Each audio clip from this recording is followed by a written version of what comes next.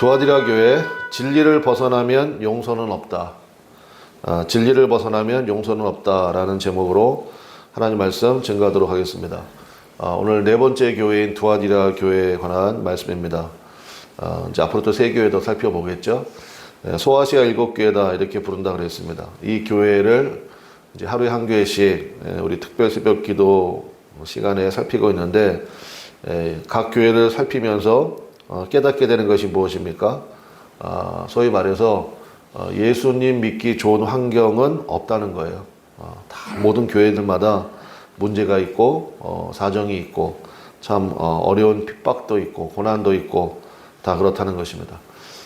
비단 교회뿐만이겠습니까? 여러분이 말 안 해서 그렇지 여러분 마음속에도 참 눌리는 문제, 어려운 문제, 진짜 숨쉬기도 어려운 그런 문제들 있을 수 있다고 생각합니다. 그래서 이제 이 말씀을 우리가 살피는 것이 굉장히 중요한 거죠. 그럼에도 불구하고 성도는 그 가운데서도 신앙을 지키고 믿음으로 승리해야 될 줄로 믿습니다. 공중의 권세 잡은 자, 마귀를 상징하죠. 공중의 권세 잡은 자는 어느 시대건 있었습니다. 그러므로 우리가 깨어있지 않으면 절대로 신앙을 지키고 유지할 수 없다. 이것을 우리가 기억해야 됩니다. 날마다 하나님의 도우심을 입어야 하거든요. 그래서 기도가 중요한 것입니다. 다니엘서에 보면 다니엘이 사자굴에 들어가는 그런 일이 발생하잖아요. 그러면 한번 생각해 봅시다. 다니엘만 사자굴에 들어가요? 여러분도 매일매일 사자굴에 들어가는 거예요. 다들 굶주린 사자떼 같잖아요. 세상은 성도를 어떻게 해서든지 이용해 먹으려고 하고 잡아먹으려고 하고, 근데 또 우리는 예수 믿는 사람들이니까 어제 말씀드린 것처럼 이리 때와 같이 싸우지만 이리 때처럼 싸울 수 없잖아요. 그러니까 맨날 나만 당하는 것 같고, 또 교회 안에도 그러한 문제들이 있을 수 있죠. 지금 뭐 계속 우리 살펴보는 것처럼 두아디라 교회도 이게 교회 내부의 문제가 이게 장난이 아니거든요. 우린 날마다 사자굴에 들어가는 거와 같다고요. 다니엘이 사자굴에 들어가서 어떻게 그 시간을 견뎠습니까? 초자연적인 하나님의 은총이 임했다는 거 아니에요? 그래서 그 굶주린 사자인데 사자들이 오히려 다니엘을 보호해주고, 제가 보기엔 따뜻한 쿠션이었을 것 같아요. 사자들이 뭐 가만히 있으니까. 근데 그 다음날 뭐 다니엘은 살아나고 그 다리오 왕은 뭐 밤새 잠을 못 잤다고 그러잖아요.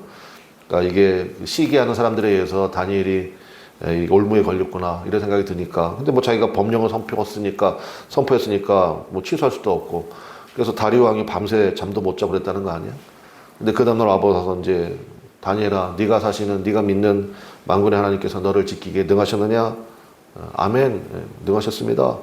그래서 다리오 왕이 다니엘 건져주고, 그 다음에 다니엘을 시기로 넘긴 그 모든 관계된 사람들 사자굴에 집어넣으니까 땅에 닿기도 전에 사자가 그 뼈를 으스러뜨렸다. 그런 말씀들이 있는 거 아닙니까? 이 말씀도 우리도 이게 바로 적용이 된다고요. 그래서 우리가 매일매일 사자굴에 들어가는데 어떻게 해야 되느냐? 하나님의 능력을 붙들어야 돼요. 그래서 기도해야 되고 주님의 도우심을 받아야 되고, 그래서 여러분들이 계획 짜지 말고, 여러분이 스케줄 짜지 말고, 여러분이 데드라인 정하지 말고 하나님 앞에 간절히 기도하고 주의 인도하심 받고, 제가 예전에 그 음악 좀 이렇게 하시는 분, 제가 보기엔 전문가예요. 그분한테 얘기 들었는데, 그분이 그런 얘기 하더라고요. 이제 여러 가지 악기들, 우리 교회는 이제 뭐 찬양단 한 8명, 9명 이렇게 쭉 서가지고 하고 그러잖아요. 요즘에 너무 제가 은혜가 되고 좋은데, 근데 이제 특별히 드럼이나 베이스, 이 악기들이 굉장히 중요하다는 거예요.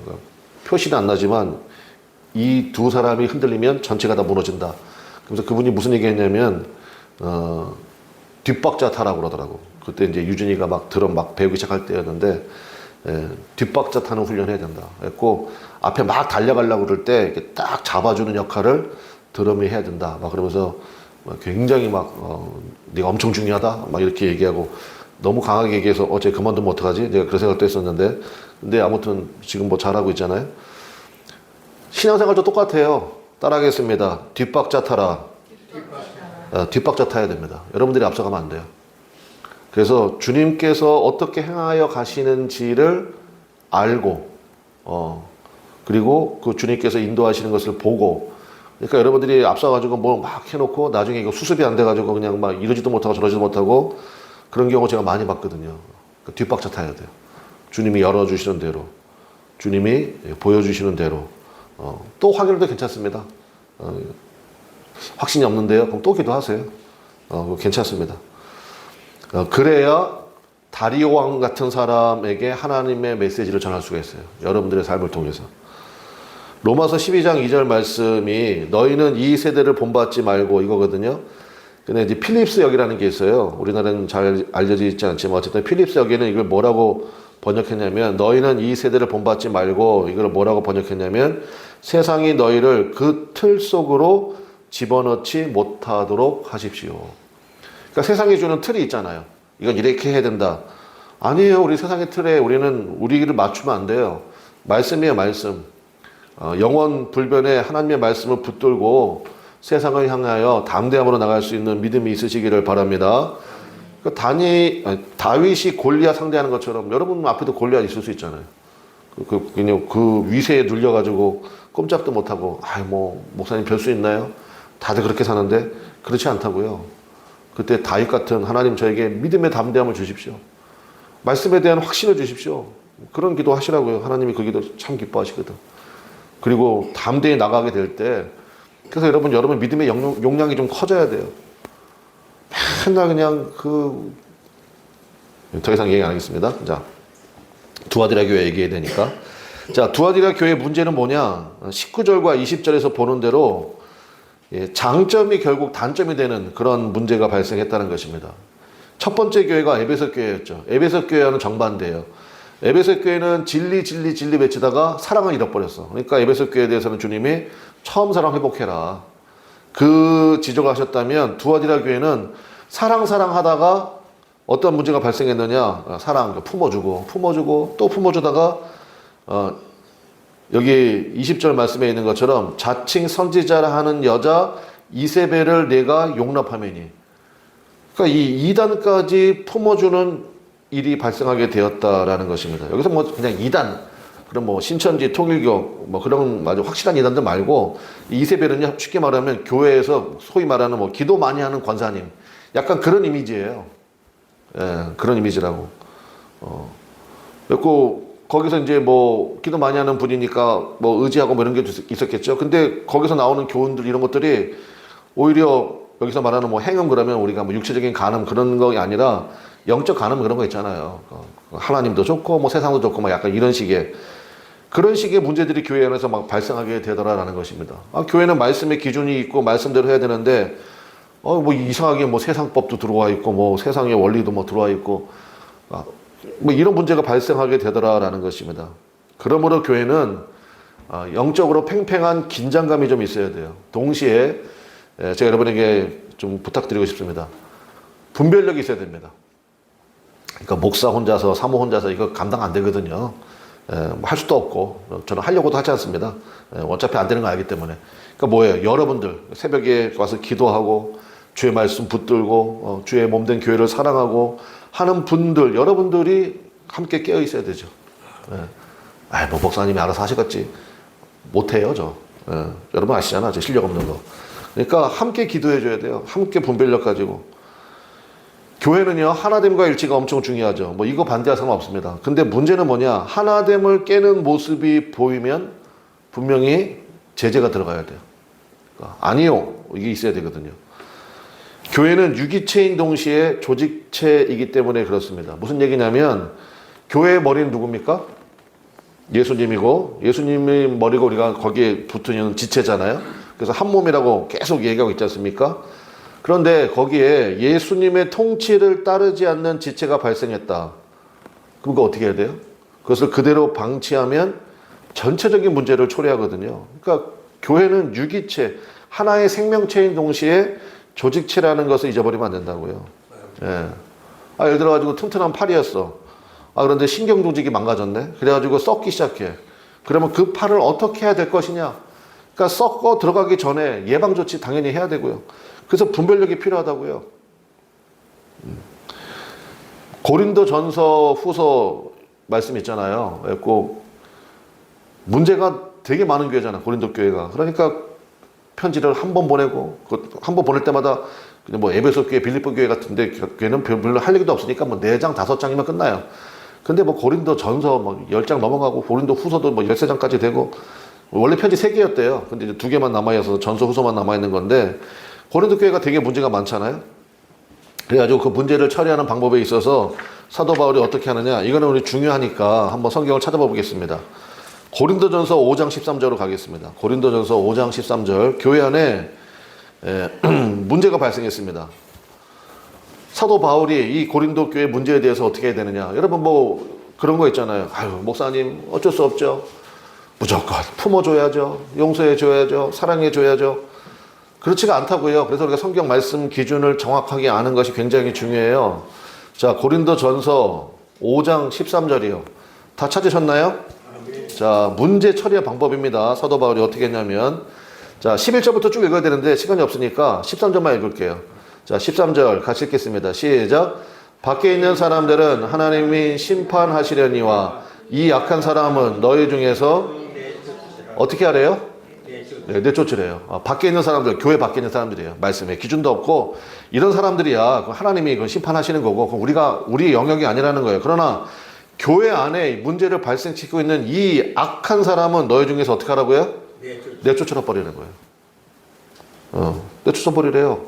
그러면서 막 이 고린도전서 5장, 뭐 4장부터 해가지고 어떻게 이 문제를 그냥 아무것도 아닌 것냐 마냥 그냥 넘어가느냐. 나중에 전체 조직에 문제가 생긴다. 아, 여러분 그러잖아요. 괴사라고 그러잖아요. 썩어들기 시작한다고. 그러면 어떻게든지 살릴 방법을 찾아야 될 거 아니에요. 근데 이미 그 시기가 지나버렸어. 그러면 의사가 뭐라 그럽니까? 잘라야 된다고 그러잖아.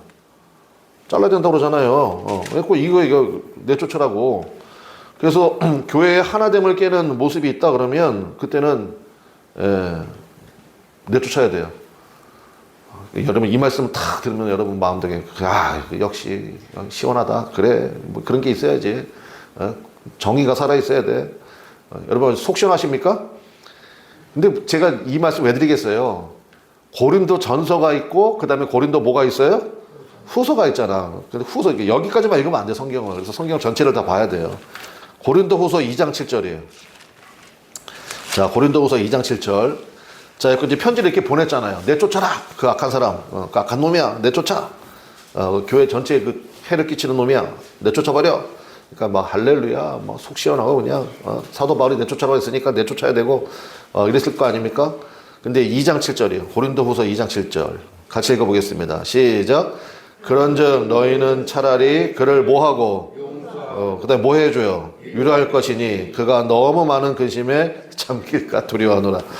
야, 제가 요즘에 이제 고린도 전서 후서 말씀도 읽고 또 어제 사사기 말씀도 읽고 이제 저는 이제 특별 새벽 기도간에 이제 하나님 말씀을 좀 많이 읽으려고 그렇게 시간을 좀 내고 있는데, 제가 이거 어제 말씀 읽으면서 혼자서 얼마나 웃었는지 몰라요.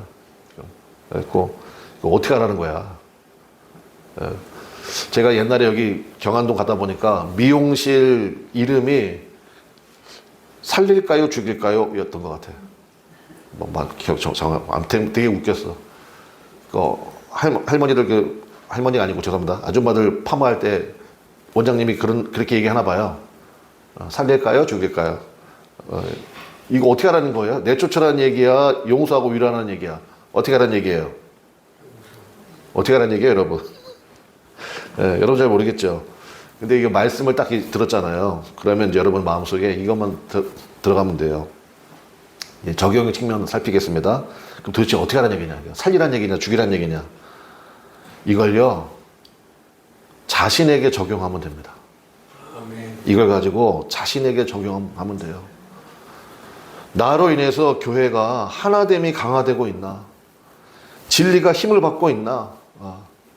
그렇지 못하다면 다시 이제 요한계시록으로 돌아와서, 그렇지 못하다 그러면 22절 23절에 있는 이 말씀을 나에게 주시는 경계로 삼으면 돼요. 자, 지금 이세벨 문제가 지금 교회 안에 발생했다 그랬죠. 왜고 아니 품어주는 것도 한계가 있지 뭐 이런 것까지 품어줘가지고 교회 안에 엄청난 문제가 발생이 됐다고요. 전체 조직이 완전히 무너지는, 생명은 다 사라져버리고 껍데기만 남은 이런 문제가 발생하게 됐다고요. 그래서 예수님께서 엄중하게 경고하시는 말씀이 뭐냐? 22절 보겠습니다. 볼지어다 내가 그를 어디에 던져요?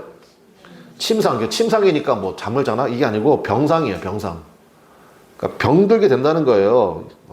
하나님의 엄중한 경고죠. 침상에 던진다. 건강을 치신다는 것입니다. 침상에 던질 터이요. 또 그와 더불어 가늠하는 자들도 만일 그의 행위를 회개하지 아니하면 큰 환난 가운데 던지고.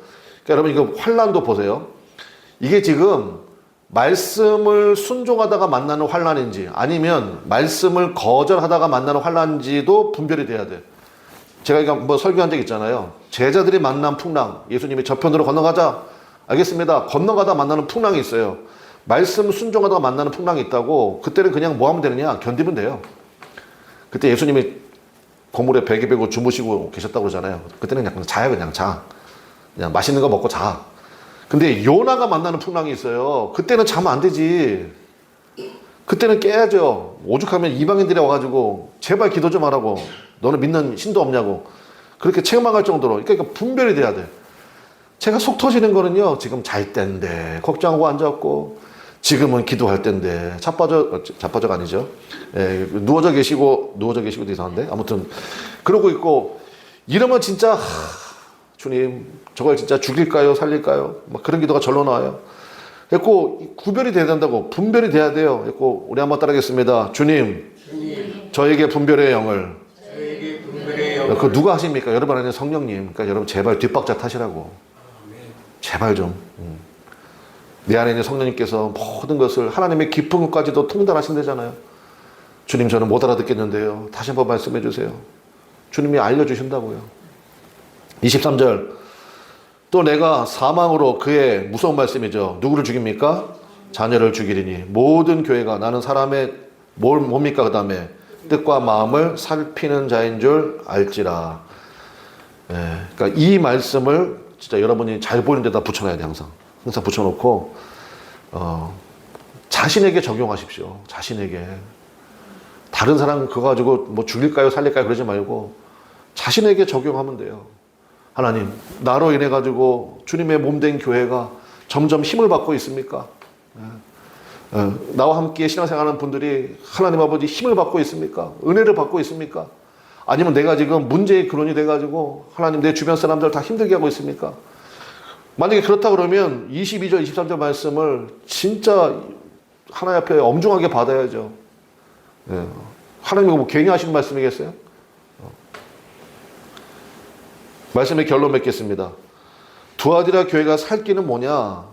분별력이에요. 영적인 분별력. 그거 꼭 붙들라는 것입니다.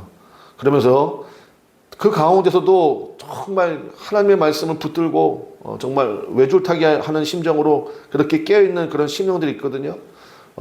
그래서 25절에 그런 사람들을 위한 또 위로의 말씀도 있어요. 25절 보겠습니다. 다만 너에게 있는 것을 내가 올 때까지 어떻게 하라고요? 굳게 잡으라. 26절 이기는 자와 그 다음 말이 굉장히 중요해요. 이기는 자와 그 다음 뭐라고 되어 있습니까?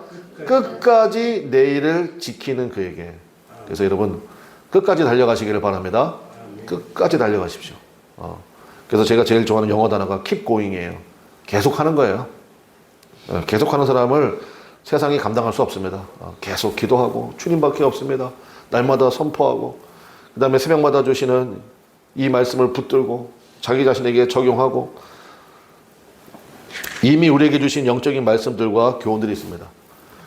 한국 교회에 하나님이 주신 축복이 저는 그거라 생각해요. 말씀의 은혜가 참 넘쳐나요. 말씀의 교훈들이 넘쳐나요. 그것만 굳게 잡아도 승리합니다. 1990년대 초에 전 세계적인 베스트셀러가 된 책이 있습니다. 로버트 폴컴이라고 하는 목사님이 쓰신 책인데 여러분도 들어보셨을 거예요. 이거 영화로도 만든 걸로 제가 알고 있는데 내가 알아야 할 모든 것은 유치원에서 배웠다예요. 책 제목이. 내가 알아야 할 모든 것은 유치원에서 배웠다. 제가 그 책을 또 한 번 읽고 싶어가지고 여기 도서관에 가서 알아봤는데 없더라고요. 이제 하도 오래돼가지고 없는지. 아무튼 내가 알아야 할 모든 것은 유치원에서 배웠다. 그래서 여러분 이미 여러분에게 주신 말씀 있죠. 그것을 여러분이 기억하고 그 말씀대로 순종하려고 그것부터 해보십시오. 그것부터. 네. 그러면 27절에 보니까 철장 권세를 주신다. 그러니까 쇠지팡이 이런 거 아니에요. 철장이라는 게. 말 그대로 하나님께서 여러분에게 영적인 무기를 주신다는 거예요. 그 다음에 28절에 보니까 내가 또 그에게 새벽별을 주리라. 이게 이제 요한계시록 12장에도 또 나오는 그런 개념인데, 새벽별의 개념이 뭐냐? 한마디로 말하면 메시아적 통치와 영광에 동참하게 된다. 그러니까 예수님이 누리는 영광을 우리에게도 공유해 주시겠다는 거예요. 그러니까 보통 은혜가 아니죠. 여러분, 진리의 질서가 없는 자유는 재앙입니다. 영적인 분별이 없는, 품어주고 뭐 용서해주고, 그것도 재앙이에요. 그래서 여러분, 영적인 분별력을 주님 제가 갖기를 원합니다.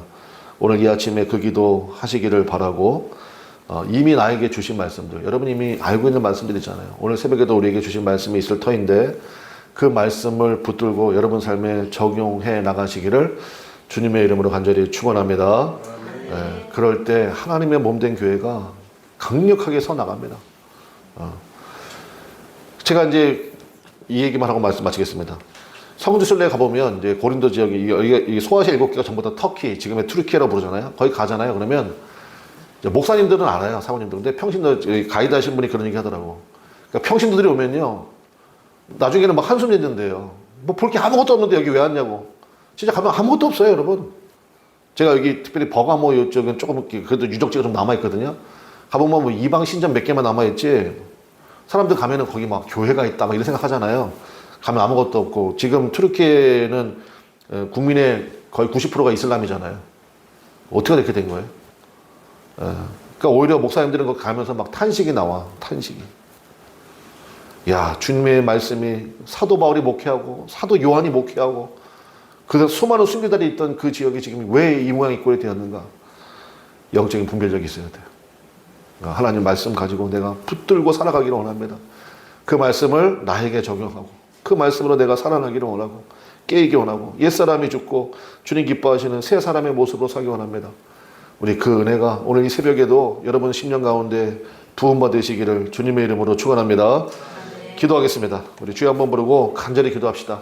하나님, 그 진리 가운데 그 말씀 가운데 우리를 붙들어 주옵소서. 오직 주님만 바라보기 원하고 좌우의 나열 검과 같은 그 말씀을 나에게 적용하게 하셔서 하나님, 나에게는 엄격하게 하시고 다른 사람에 대해서는 주님의 사랑으로 다가갈 수 있는 그 은혜를 주님 우리 가운데 부어 주옵소서.